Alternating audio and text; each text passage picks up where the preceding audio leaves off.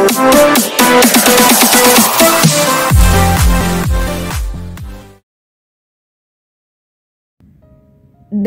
Mommy's not mad at you. I'm so sorry kung nasigawan man kita. I didn't mean it. Anak, I swear, hindi galit si Mommy sa'yo. I love you so much, I said. Me too, Mom. I love you and I am sorry po kung naging bad po ako sa'yo. He replied. Yan lang naman ang hinahanap ko eh. Iyang paglalambing ng anak ko. Payakap nga, anak. I chuckled. Kaagad ding sumunod si Matt at mahigpit akong niyakap. Mommy, can I ask you something po? Matt said between our hugs. Sure, what is it? I replied. Can we talk to Daddy and invite him here in our house? I and Feli missed him, Mommy, and I can't wait to tell him the good news. I was about to make some other excuses again, but then I remember what Nanay said to me. Damn, of course. I know that every child wants a complete family, but in my case, hindi naman karapat-dapat kilalanin ng lalaking yun bilang ama ng mga anak ko. But at the end, I still said yes. Hindi ko talaga sana siya tatawagan dahil mukhang nakalimot na ang anak ko kakalaro nila. Pero kasi hindi na ako nilulubayan ng konsensya ko. Kaya saglit akong umalis sa sala kung saan naglalaro ang mga anak ko upang magtungo sa likod bahay. Habang daladala ko ang cellphone ko na kulang na lang ay mabasag dahil sa sobrang higpit ng pagkakahawak ko. Shit, I have to call him. Isipin mo na lang ang mga anak mo, Althea. You're doing this not for yourself, but for your kids. Masyado na yatang napalalim ang isip ko dahil hindi ko man lang namalayang nakarating na pala ako sa likod bahay. At nahanap ko na lang ang sarili kong dinadayal ang number ng bastardong yun. Yes, nakasave ang number niya rito. Hindi dahil ka-text ko siya o ano. Pero dahil iyon ang sabi ng anak kong si Matt. Sabi pa niya baka raw mawala niya raw ang papel kung saan nakasulat ang phone number ng ama niya. Kaya pinasave niya sa cellphone ko. May magagawa pa ba ako? Doon lang ako nagsimulang sinakop ng kakaibang kaba nang marinig ko ang pag-ring ng linya ko. Nanatili lamang akong nakatitig sa screen habang hinihintay ang hudyat ng kanyang pagsagot. Hanggang sa, hello? Dang it! Dang it! Dang it! Hindi dapat ako nagpapa-apekto sa boses nito. Dang it, Althea! I immediately erased those disturbing thoughts in my mind. I then cleared my throat to compose myself. Valiente! With all my strength, I talked. Tila ba'y nagulat ito nang marinig ang boses ko at hindi ka agad nakasagot. Althea? Oh, I am so sorry. I heard him apologize. O bakit biglang nag-ibang boses niya? Parang kanina lang ay mukhang mainit ang ulo nito nang sagutin niya ang tawag. Ngunit ngayon ay tila biglang naging isang maamong tupa. Demonyong nagkunwaring isang tupa. My kids want you here tomorrow early. I said directly and then I immediately ended the call. Hindi ko na hinintay pang magiging sagot nito. It's up to him kung pupunta siya rito o hindi. Basta ba tapos na ako sa parte ko? I already called him kaya wala na akong dapat pang isipin. Sana nga hindi na lang siya dumating.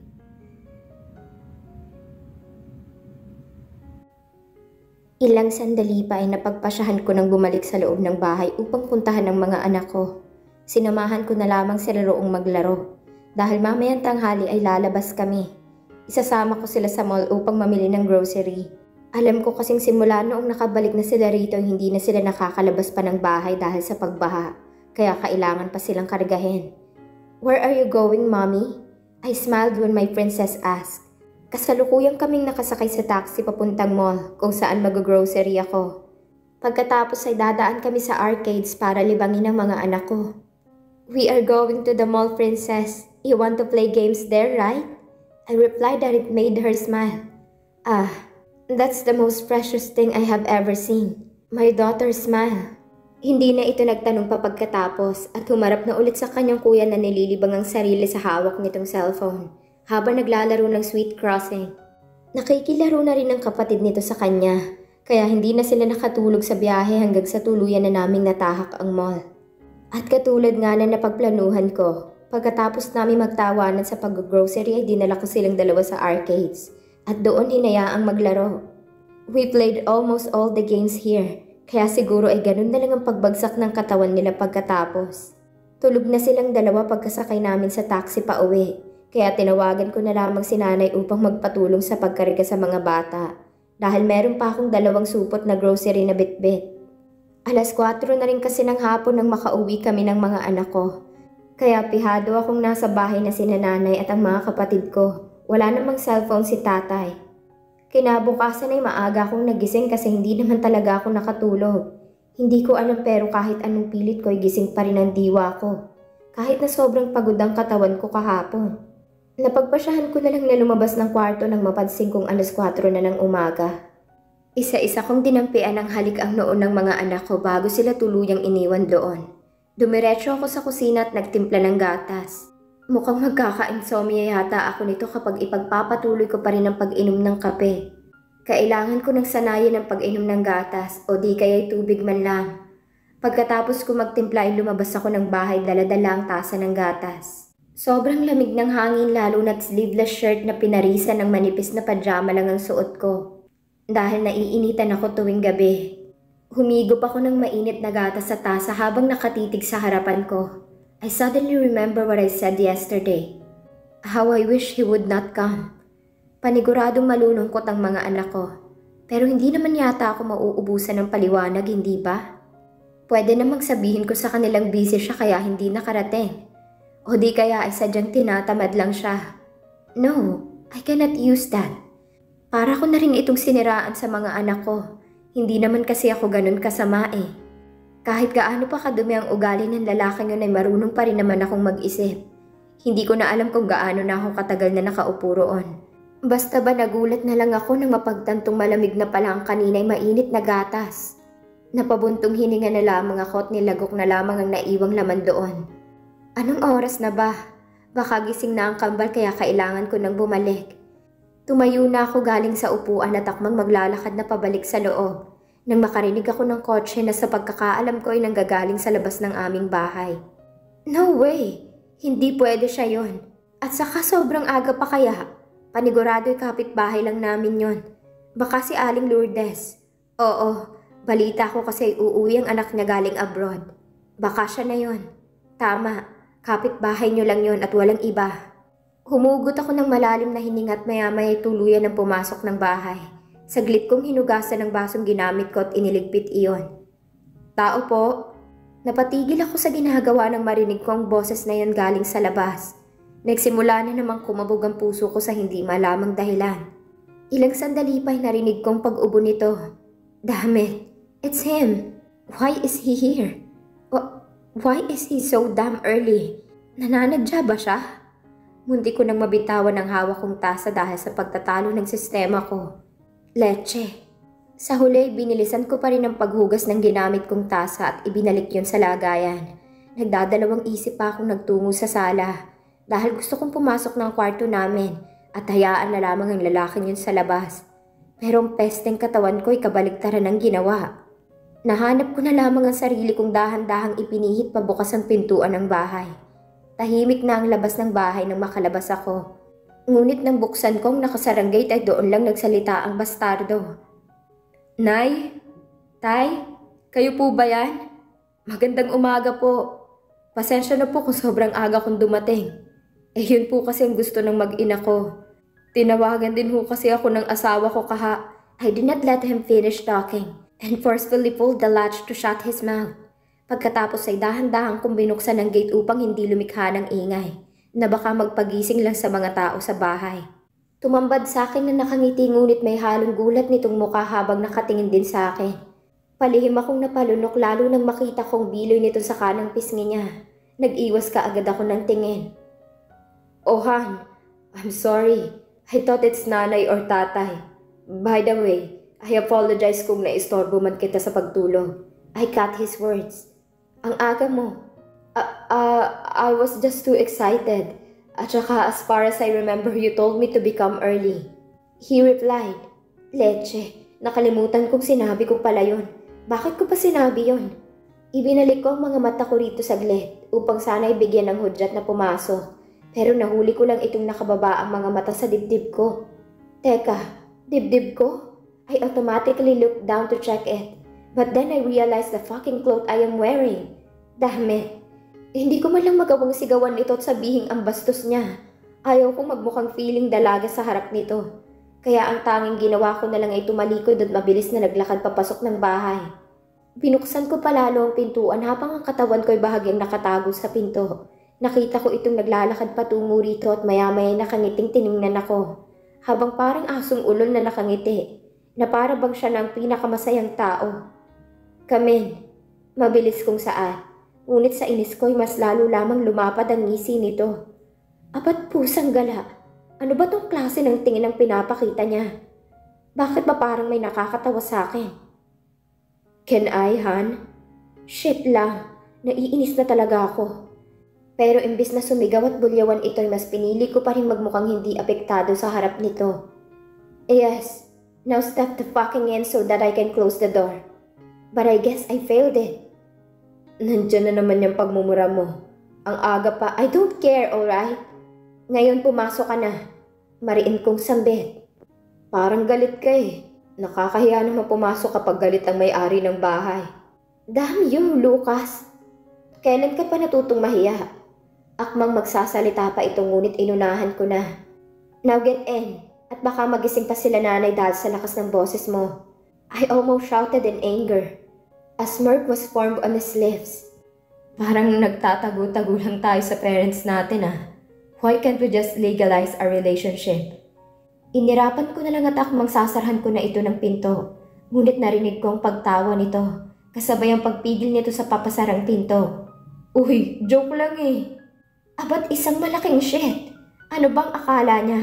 Ang kapal naman ng pagmumukha niya magbiro. Sorry ah, hindi kasi ako nakikipagbiruan sa'yo. Pairap ko itong tinalikuran at nagsimula ng maglakad.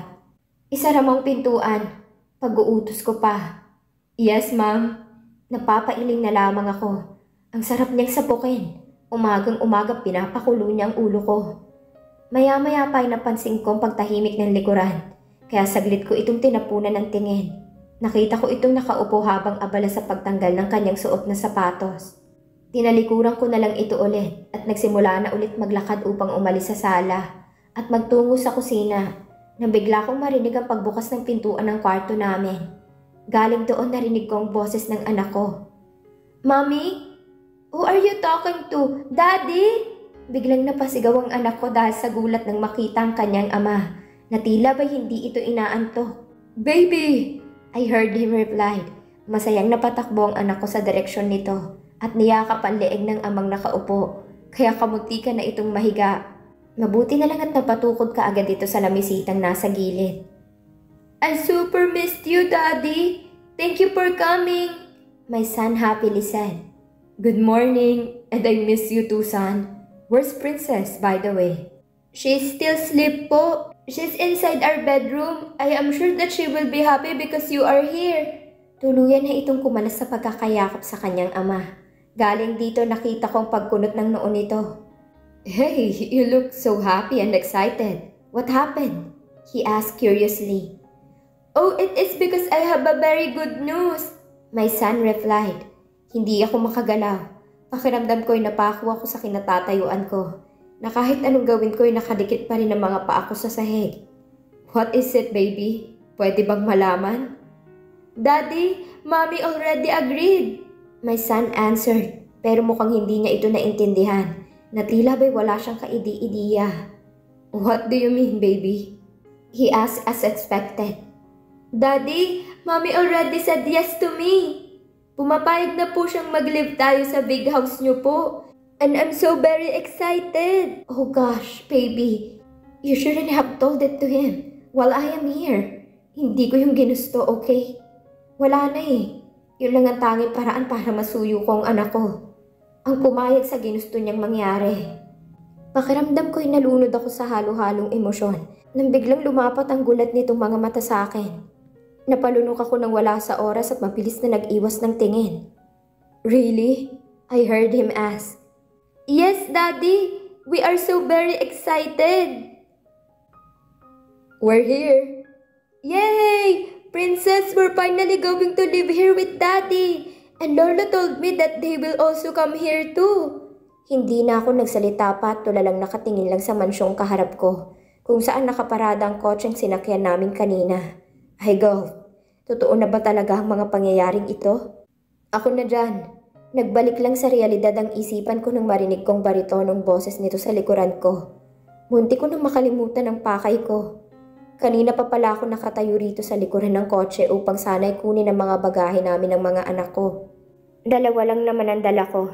Laman dito ang mga damit ng kambal. Kasali na rin ang akin. At sa tingin ko hindi hata ito aabot ng 5 buwan. Oo, hindi ko talaga dinala lahat upang may pandahilan na kung umuwi kami sa bahay. Hindi ko yata kakayaning tumira rito ng matagal. Kasama ang lalaking yon. Umiling kaagad ako.